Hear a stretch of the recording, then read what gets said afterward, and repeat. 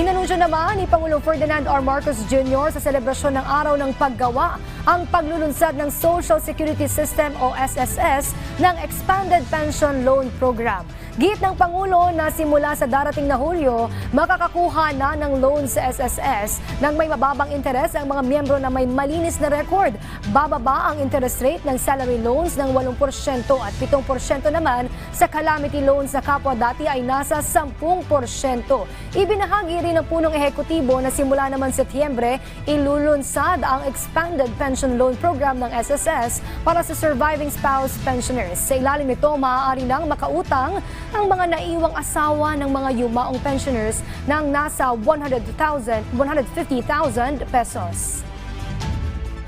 Sa ngayon, nakikipag-ugnayan na rin ang SSS sa ilang financial institution upang pag-aralan ang pagkakaroon ng microcredit loan facility. Layunin naman ito na matugunan ang agarang pinansyal na pangangailangan ng kanilang mga miyembro.